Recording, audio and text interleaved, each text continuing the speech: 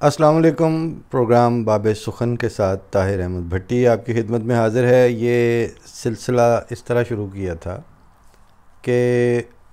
3-4 آئینہ پروگرام ہوں اور ایک آدھ کتب نما ہو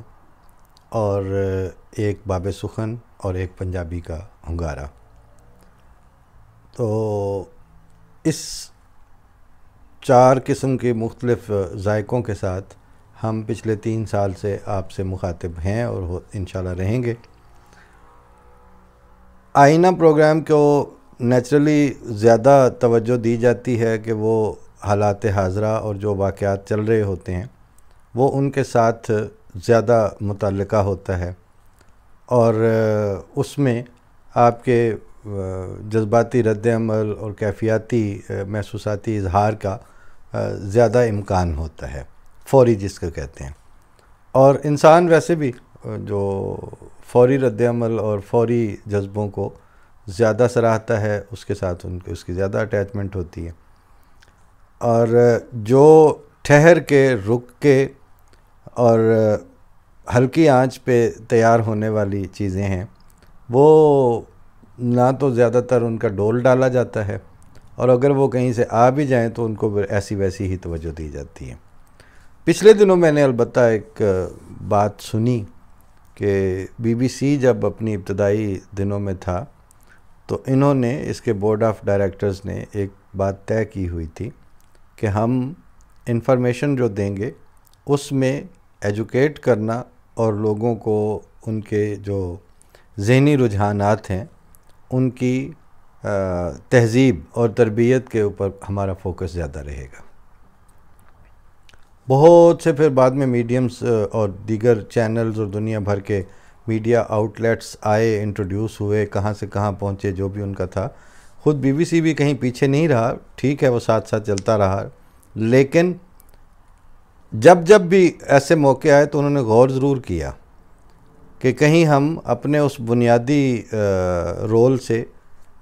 انحراف تو نہیں کر رہے۔ تو اس سوچ کی وجہ سے ان کے ہاں زیادہ معقولیت اور زیادہ گہرائی موجود رہی۔ ہمارا ابتدا ہے اور ایک طرح سے نوبڈی کی حیثیت ہے، لیکن جو بھی ہے اس میں ہمیں بھی اس بات سے شدید خواہش اور اس کا خیال اور اہتمام کرنا ہوتا ہے کہ جب بھی آپ سے مخاطب ہوں، وہ 5-10 منٹ کے لیے ہوں یا آدھے گھنٹے کے لیے ہوں، تو اس میں کیا ہمارے اینڈ سے کچھ ایسی چیز پیش کی جا رہی ہے کہ آپ ایٹ لیسٹ اس پہ ٹک مارک کر سکیں یا کراس کر سکیں کہ یہاں سے کچھ ملا یا نہیں۔ تو سادہ لفظوں میں اگر اس کو شعر کی زبان میں کہا جائے تو اطہر نفیس نے کہا کہ اطہر تم نے عشق کیا، کچھ تم بھی کہو کیا حال ہوا، کوئی نیا احساس ملا یا سب جیسا احوال ہوا۔ تو بلکہ اس میں اگلے شعر میں اور انہوں نے وضاحت کی ہے کہ عشق فسانہ تھا جب تک اپنے بھی بہت افسانے تھے، عشق صداقت ہوتے ہوتے کتنا کم احوال ہوا۔ تو جب آپ کسی بنیادی سچائی کو لے کے آگے چلنا چاہتے ہوتے ہیں، چاہے وہ آپ کی تھاٹ کی ہو یا آپ کی فیلنگز کی ہو یا آپ کے رویوں کی ہو،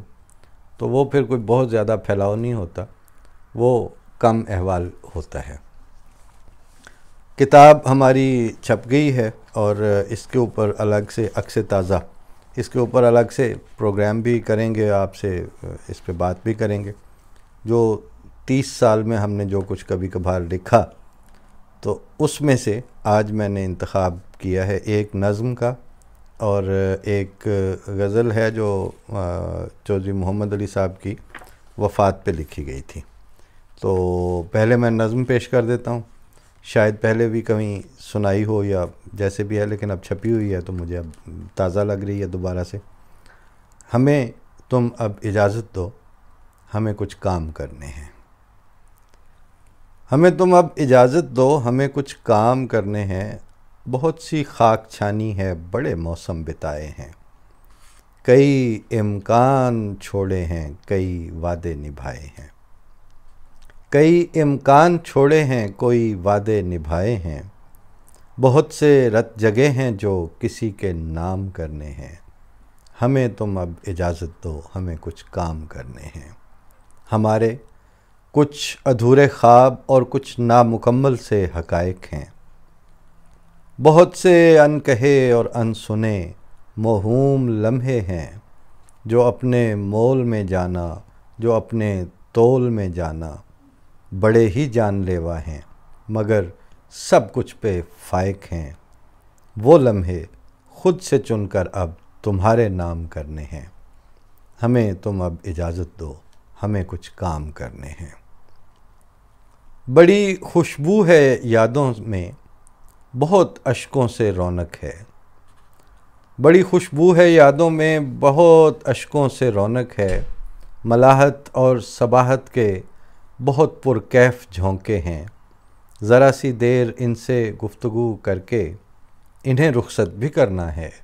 اندھیرے صبح کرنے ہیں اجالے شام کرنے ہیں، ہمیں تم اب اجازت دو ہمیں کچھ کام کرنے ہیں۔ یہ نظم ہے 2010 کی، اور اس کے بعد جب چودھری صاحب کی وفات ہوئی، چودھری محمد علی صاحب کی، تو ہم یہاں تھے اور بس پھر آنا جانا دنیا میں ایسے ہی لگا ہوا ہے۔ تو اس وقت جو ہم نے شعر کہے چودھری صاحب کے حوالے سے، وہ پیش کر رہا ہوں کہ ایک حوالہ سمٹ گیا اور ایک حالہ معدوم ہوا، ایک حوالہ سمٹ گیا اور ایک حالہ معدوم ہوا، بھر لینا تو جانتے تھے اب بھر پانا معلوم ہوا، سانس بھی لینا نادم ہو کر زخم چھپانے خود سے بھی، سانس بھی لینا نادم ہو کر زخم چھپانے خود سے بھی، جذب تھا ایسا لمس سے بالا ہاتھ لگا مسموم ہوا، اور آنکھیں بھر کے کبھو نہ دیکھا اور وفا کی مثال ہوئے، خواب وصل خیال فرقت اشکوں میں منظوم ہوا، سینت کے رکھے سارے لمحے ساری یادیں زندہ تھیں، پیار سلامت یار سلامت باتوں کا مفہوم ہوا، اکو یار سے یاری تھی اور باقی وقت گزاری تھی، اکو یار سے یاری تھی اور باقی وقت گزاری تھی، جیون انگ سے رشتہ گویا مبہم یا موہوم ہوا، عارف ہو کر مضطر ہونا دامن دل کو مل مل دھونا، اشک پہ رونا شعر میں رونا چپ سادھی اور دھوم ہوا، ایک حوالہ سمٹ گیا اور ایک حالہ معدوم ہوا۔ ہم نے جناب اپنی کتاب میں سے ہی آج کے باب سخن کا جو بھی میٹر تھا وہ انتخاب کر کے آپ کی خدمت میں پیش کر دی ہے۔ بات یہ ہے کہ لنگوسٹکس اور لٹریچر یہ دو بنیادی شاخیں ہوتی ہیں، زبان اور ادب، اور ادب جو ہے وہ پروز اور پوئٹری، یہ دو ٹانگوں پہ کھڑا ہوتا ہے۔ اگر اس کی ایک ٹانگ توڑ دیں آپ تو آپ ادبی طور پر تہذیبی طور پر لولے اور لنگڑے کے طور پر ہی زندہ رہیں گے، اور یہی حال آپ کے تھاٹ پروسیس کا ہو جاتا ہے۔ اس لیے یہ شعر شور نہیں سناتا میں آپ کو، یہ آپ کی ذہنی ضرورت ہے، اور یہ سوسائٹی کی ذہنی ضرورت ہوتی ہے کہ جتنی نثر کی اہمیت ہے اتنی ہی نظم کی اور منظوم کلام کی بھی اہمیت ہے، جتنی اس کی پرانی تاریخ ہے اتنی ہی اس کی پرانی تاریخ ہے۔ آپ اب تو خیر یہ بھی سنا ہے کہ مجھے شعر شعور نہیں پسند، اچھا جی، تو آپ اپنی بدذوقی پہ اتنا فخر کیوں کرتے ہیں؟ میرے ساتھ میری ایک کلاس فیلو تھی، وہ ساری پڑھی ہوئی تھی انگریزی اسکولوں کی،